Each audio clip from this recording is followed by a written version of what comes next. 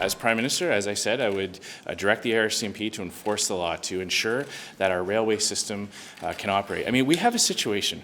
We have ideologically motivated protesters and activists who have, in many cases, have no connection at all with the First Nations community. And they are threatening the jobs of thousands. Okay, these protesters, these activists, may have the luxury of spending days at a time on a blockade, but they need to check their privilege. They need to check their privilege and let people whose job depends on the railway system and small business, farmers, do their jobs. Okay, so that's how opposition Conservative leader Andrew Scheer views the impasse over the Coastal GasLink project and the resulting protests and blockades. So welcome back on that point to Power on Politics and the Power Panel. Kelly Kreiderman, Niigaan Sinclair, Marty Patrickin, and Aaron Weary. So Niigaan, I want to go to you right away. What do you make of Andrew Scheer's comments? I mean, where do I begin? The idea that people who are standing at a blockade are privileged is probably the most ignorant idea I've heard in quite a long time, and I've heard a lot of ignorant ideas. But it is kind of this ongoing demonization of Indigenous peoples, and particularly activists who are standing up for Indigenous rights, as somehow not getting with the program or problems to the country, or they are ultimately the ones who are the illegals. And it's an ongoing, just throughout the tendency within kind of a long-standing conservative movement to demonize Indigenous peoples when we stand up for what is really the rule of law, as we spoke about in the last segment. Right here in Brian Pallister here in Manitoba issued a fundraising letter promising that any future actions by Indigenous activists will be met immediately with an injunction, and that you should fund the Conservative Party here in Manitoba as quickly as possible in order to ensure that to happen. Ongoing, Indigenous peoples are being demonized by peoples within movements that are generally completely ignorant, have no knowledge of what Indigenous rights or what people are doing ultimately in the first place. What they are doing is they're standing up for Indigenous rights. And while we are dealing right now with the Wet'suwet'en people, this is a large-standing national issue involving the theft of Indigenous lands, the denial of Indigenous governments, and the ongoing denial of them to have any presence within the country. And so Indigenous peoples are pursuing lawful means, and in many cases lawful means, going to the Supreme Court, and when that doesn't work, then pursuing civil disobedience. Kelly, I want to bring you in here. I mean, parsing Andrew Scheer's comments during that scrum, I think the check your privilege comment, my understanding is that is aimed at non-Indigenous protesters who are part of this. I mean, does that make it any better? Is this a defensible position for a federal party leader? I don't know if that was made clear. You know, I think Andrew Scheer makes political leeway when he talks about the economic impacts of this blockade, when he talks about nuance in Indigenous communities, that there are some who support projects, there are some that don't. Those are what a lot of Canadians would believe are fair points. When he starts talking about privilege, I think he loses the thread. That's where he lost me, frankly.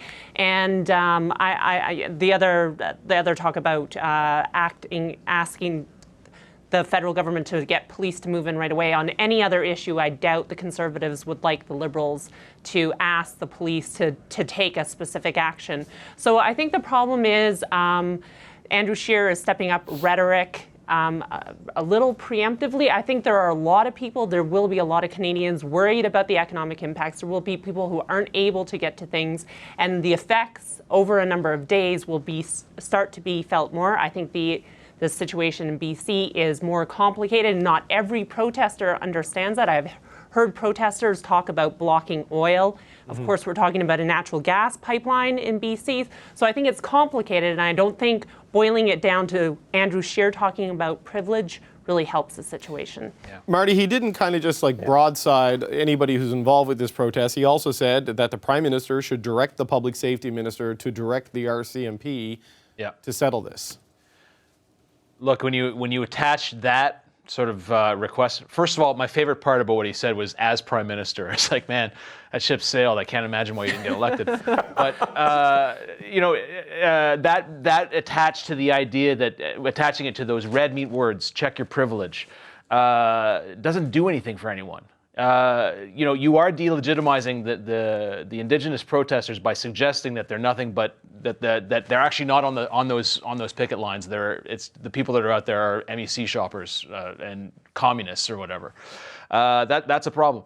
The other issue is what is the purpose of coming out and saying something like that? we are all trying to de-escalate a situation that is tense. What does he do? He says, check your privilege, and says, go and get the cops out there to get them off the picket line. Exactly. We had a situation in 1995 where Mike Harris, Premier of Ontario, came out and said, get those effing Indians out of the park. What happened a day and a half later? Dudley George was shot in the back. All I got to say is he said, as Prime Minister, I said, thank God that guy's not Prime Minister. Aaron, what are your thoughts on this? I mean, I heard this and I was like, my first question was, how does this help things? Right. As long as this conversation is about the rule of law, there are a few things that would be more dangerous to the rule of law in Canada than political actors ordering and commanding police actions. That would set pretty troubling precedents. And Mr. Scheer and many of his colleagues spent much of the past year talking about prosecutorial independence and the rule of law as it came to SNC-Lavalin. So they should understand the need to keep these things separate and the importance of keeping those things separate. Look, it's very easy to understand the frustration on all sides, and even to understand that opposition politicians need to challenge the government to do things. But I think the underlying point here is that we're dealing with issues that that go back 200 years, and they are not easily solved, and they are not necessarily quickly solved. That doesn't absolve the Prime Minister of responsibility to solve this, but the idea that this can be sort of easily, quickly solved by either police action or the Prime Minister coming back and giving a speech, I think is naive.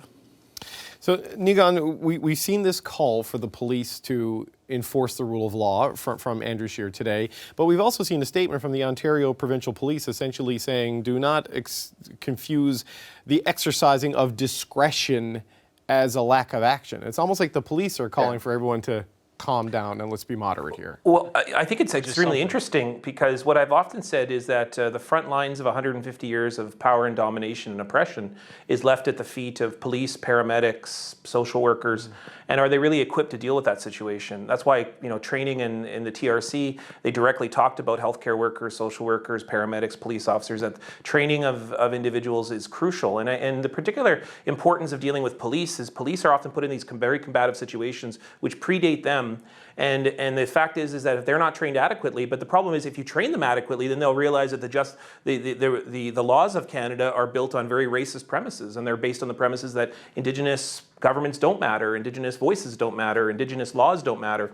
And so that's the real challenge here is that when police officers, I think, exercise that discretion, I think people see that as lawlessness, but generally I see that as kind of a moment where police officers are really understanding what constitutes Canada. I mean, the real issue, everyone's talking about this as being a complicated issue. I don't see it as complicated as I think it's often personified to be. I mean, what it means is we have to deal with Indigenous peoples fairly, and we have to actually go, and have conversations around treaty. And we have to commit to that process. We can't just say it and then have a bunch of tears at a big gathering. But for the Prime Minister, you actually have to commit to this. You have to make it happen. We saw it with, what does that look like? We saw it with Paul Martin with the Kelowna Accord back in 2005, and where he had the largest gathering in history. You've seen it in different times throughout history in terms of like the Nunavut land claim, for example. I mean, you see it, but it takes a lot of time, a lot of energy, and a true commitment by the entire country in order to do that. And I really believe it's possible. Hi, I'm Vashi Capellos, host of Power in Politics. See more of our show by subscribing to the CBC News channel or click the link for another video.